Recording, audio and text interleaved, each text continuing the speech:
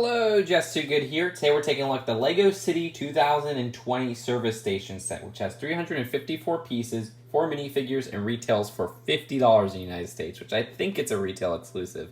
Thank you to Carson Bricks from Canada for getting me this set early. Our first minifigure is the Octon Worker. Nice torso with the Octon logo on it, but other than that, pretty common pieces all around. Our next minifigure is Karen herself. The Karen hair is getting more and more common, but I guess the torso, hair, and face are a little uncommon, at least for LEGO City. 1x2 printed Spone piece, which is from LEGO Friends. Chihuahua to the left. Yeah, nothing too special in terms of the minifigure department of this set. Alternate face, she is wearing sunglasses. And this dude has a pretty uncommon face print. I think it's appeared in like 2 or 3 sets, so that's kind of cool to get. The torso I remember getting in that LEGO Store 2018 set, so that's what I always remember it as, the dad's torso from that one. You can see his alternate face, a little bit less happy, but still happy. And finally, we have this girl here who uses the ponytail piece in black, which I guess is nice to get since we don't see that hair too often. And also, she has an alternate face. But it just doesn't really make sense because her eyebrows are a different color from her hair. I guess she must have dyed her hair or something like that. There's 5 separate builds of the set. 3 for the service station stuff, and then 2 vehicles. Yeah, you would not guess this is the main build of the set, right? Just look at how small this is. It's the service station, and it looks good from this angle, but that is really the only angle you get because the rest is just the interior. And yeah, this takes up so little square feet.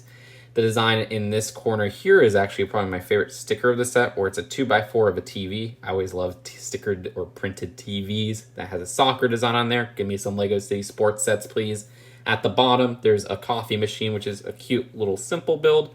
A printed 2x2 newspaper tile, which is not new, but still nice to get. A random hot dog just sitting at the counter. I get that service stations are known for the hot dogs, but can you give us like a hot dog rack or something like that? No? We just gotta buy the Quickie Mart set? All right. And then right here is a computer screen print that we've seen before, as well as a 1x2 tile of that keyboard design we've seen before. Oh, and at the front, there's an electric refuel, I guess would be the name for it. It's not really a pump. That uses a sticker there. You can remove the refuel thing right at the front here and have your minifigures refuel their cars or whatever. And then at the top, it's solar powered, so there you go. Even more energy efficient. Those are actually 2 stickers. The build for the gas pump is simple, but I think this is effective because it doesn't need to be big. Though it would have been cool to have like a double-sided gas pump like the ones I see in Florida a lot. At the back, instead, they have these cleaning parts with a bucket and a broom.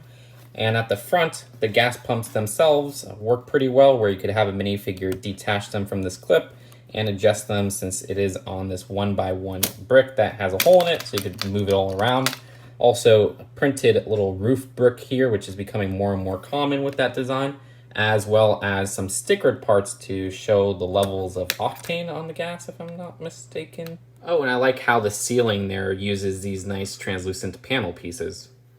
Also, there's a pretty simple build for the sign of this service station. I like getting this big, tall brick here, which is relatively new and white, and also it uses a sticker on both sides.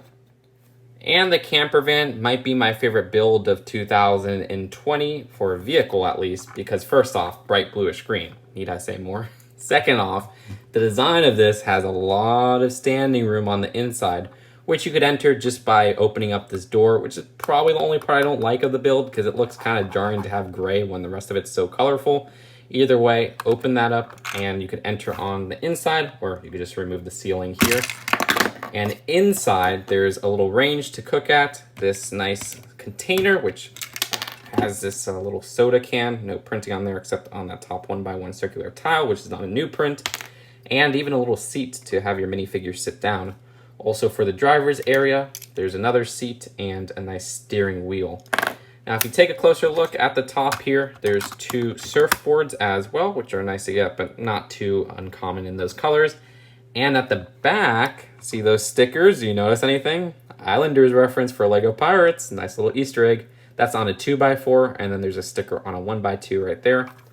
And no license plate sticker at the front, but there is this really interesting use of the boomerang piece. I like that. And the last build is this SUV, which takes a more realistic approach than some of these other LEGO City vehicles, and I really like that. This design has some interesting shaping going on with this back area using some corner tiles and slope pieces to kind of capture that realistic look. Also at the front here, there's some interesting pieces like the 1x1 with the point sticking out and translucent to capture a more realistic look for those front lights. And if you want to access the interior, all you have to do is remove the ceiling here, and there's enough space to fit one minifigure sitting down, as well as the Chihuahua on a 2x2 jumper, and this little foam piece on a 2x2 jumper. One more thing to note is that this build uses some stickers with this side design. Unfortunately, there's no opening side doors. Another side sticker here, and one sticker on the license plate at the front. Moving on from the build to the packaging, well, I mean, I guess they got the shaping right, because this is a $50 box size after all. There's 4 separate instruction booklets in this set. Okay, I think that's kind of overkill. I mean, I love family building, but come on, some of these are super simple builds. This one at the end actually has an advertisement for some of the new 2020 LEGO City sets. Wasn't expecting that. This set is so frustrating to me. Not that it's a bad set, I actually really like it. It's just that, first off, it shouldn't be 50 bucks. It should be either 40 bucks for what's included, or if it's 50 bucks, you could have given us more of a service station. Like, what is this? It's not a bad build. It just looks like part of something that should be about double the size. It's called the service station, not the camper or the SUV. But then again, I like the pieces that went into those two builds, because those vehicle builds are some of my favorite vehicles of 2020. So I'm so conflicted. I'm like, I don't know. It shouldn't be 50. It should have been expanded upon if it's going to be 50. It should have focused more on the service station, but what they did with the vehicles are good. I don't know, guys. I still like it. With all that confliction, I'm still going to give it a good rating, because I still think this is a really strong vehicle build set. Pretty play set, because it does feel very... Again, not that what's here is bad, it just feels like what's here should be expanded upon. I'll give it a B. I will give it a B. Still recommend it. Just try to get a coupon, or maybe go to clearance at Walmart if this is a Walmart exclusive. They always put stuff at, everyday low prices or whatever. That's it for now, though, and I'll see you guys later. Peace out.